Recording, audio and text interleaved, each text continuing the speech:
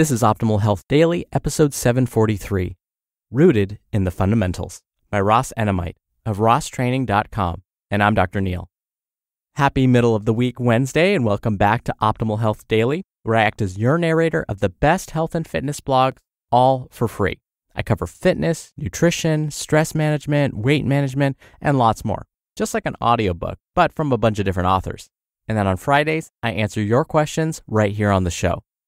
And before I get to it, a big thanks to Carbona for their support. Carbona is a household brand that's been helping people to keep their homes clean since 1908. Their wide range of cleaning solutions will get you results each and every time.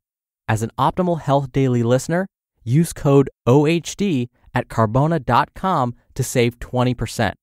That's CARBONA.com and code OHD for 20% off. And what's a Wednesday show without a little bit of inspiration? Quote, begin each day anew and forgive yourself for yesterday. Anonymous. And with that, let's get right to it and start optimizing your life. Rooted in the Fundamentals, by Ross Enamait of RossTraining.com. After sharing an outdoor conditioning video, I received several emails from viewers who were surprised to see me working with what they described as basic exercises. For instance, one reader was shocked that I still performed push-ups and pull-ups. He was expecting to see more challenging variations. Another reader asked what could be done to intensify sledgehammer swings and hill runs. He continued by stating his assumption that I filmed these basic exercises to provide options for novice spectators.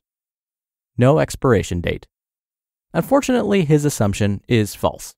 I am not of the opinion that once we progress beyond certain exercises, that such movements offer nothing in return. When performed at a brisk pace or when combined with other movements, I still find traditional calisthenics to be challenging and effective. I certainly don't limit myself to traditional push-ups and pull-ups, but I'm also not beyond them. Occasionally working with less intense movements has proved useful to me for many years. I am still able to work at a brisk pace and receive conditioning benefits while my body is given a break from heavier, more intense loading. As for the sledgehammer swings and hill runs, these are activities that rarely require elaborate modifications. I have performed both activities for over 20 years, and I'm still challenged when I work at a fast pace. This isn't to say that you can't include variety on occasion, but there is no need to significantly alter an exercise or drill that is already effective. Sure, you can run faster and longer or swing faster and heavier, but complex modifications are rarely needed. Regrettably, many modern athletes and trainers shy away from useful exercises because they appear to be too basic. The fallacy is that basic movements must always be modified or intensified. Yet oddly enough, I have never seen anyone who has outgrown heavy sledgehammer swings or continuous hill sprints. These simple exercises have always gotten the best of me, and I don't expect that to ever change. Flash versus substance. Perhaps it is necessary to remind certain readers that the relevance of an exercise or routine is not based on visual appeal. Speaking as a trainer, I admit that it isn't very exciting to watch one of my athletes run up and down a hill. It is naturally more exciting to witness a physical display that captures your attention immediately. For example, if you lift a heavy load from the ground, spectators will instantly take notice. The same could be said of a challenging bodyweight feat. Conversely, if you're running 400-meter repeats, I wouldn't expect the same attention unless you are a Michael Johnson clone.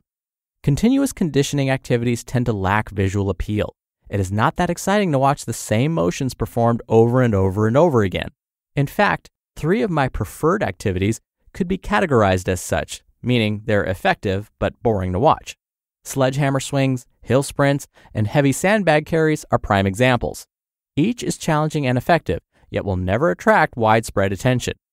Consequently, I've noticed many athletes whose supplemental training has shifted away from fundamental movements and more towards visually appealing exercises. As a result, their supplemental training is based more on achieving certain exercises as opposed to using exercises to enhance their sport performance. As a result, the work performed does not always reflect the sporting needs of the athlete. The fact that you have progressed to a challenging exercise doesn't necessarily mean you've improved for your sport. And please note, I am not making these statements to suggest that athletes shouldn't set challenging goals. I am also not suggesting that the attainment of a challenging feat offers nothing in return. There certainly can be benefits that assist the athlete. I simply remind athletes to focus their attention primarily towards exercises or routines that offer the most in return, based on their sporting needs. For instance, a boxer in a 6-week training camp will likely benefit more from hill sprints and sledgehammer swings as opposed to achieving a visually appealing bodyweight feat. Final thoughts. In summary, an athlete's training is intended to improve his performance when competing. Athletes should seek attention when they perform, not when they train. Oftentimes, it is necessary to work through exercises or drills that lack visual appeal. Don't confuse the lack of attention for a lack of potential. You may not attract onlookers by continually running a hill or swinging a sledgehammer, but it is this type of work that will allow you to perform in ways that eventually attract the attention of fans in the crowd. Never assume that you are too good for the basics. A strong foundation that is built from the fundamentals will never outgrow the fundamentals. You just listened to the post titled, Rooted in the Fundamentals by Ross Enamait of RossTraining.com. And a big thanks to Carbona for their support. It's wonderful to come home daily to a clean and stain-free home. And sometimes you need a bit of help maintaining that sparkly cleanliness in your living space. Cue Carbona, a household brand that's been around since 1908. When I heard about Carbona's Stain Devils, it opened my eyes to the science that goes behind removing a stain successfully. For example, if you have a wine stain, it wouldn't make sense to treat it with a formula that removes butter or greasy food because they're chemically different. Knowing this, Carbona created an entire range of stain removers for specific stain types. Genius, right? Start living your life unstained. Shop Carbona.com with code OHD for 20% off your order. That's Carbona.com with code OHD for 20% off your order. Happy cleaning. Dr. Neal here for my commentary. I'll be honest with you. I enjoyed onlookers when I used to train at a gym. I now have a gym in my garage, so I no longer have to make that trip. But when I used to work out at a gym, first you should know that I'm not that big of a dude. I'm not really all that tall. I won't tell you my exact height, but I'm definitely over 5 feet, but underwhelming when you meet me in person. And so for me, it would always be kind of an ego boost, and I'm going to show you what I got in the gym when I'd be able to, let's say, deadlift over 300 pounds. I remember I could see in the mirror guys would be looking at me, they'd see me with that bar loaded with all that weight, and I could just see the looks in their eyes. They're like, he's never going to lift that.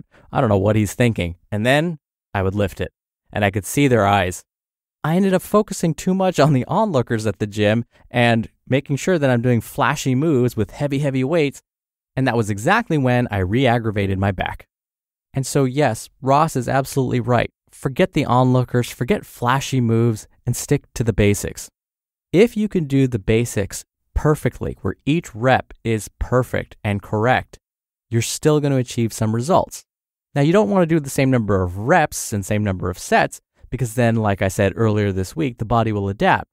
But if you can do these basic moves perfectly while mixing things up by altering weight, by altering sets and reps and things like that, you can achieve maximum efficiency of your muscles without getting injured like I did.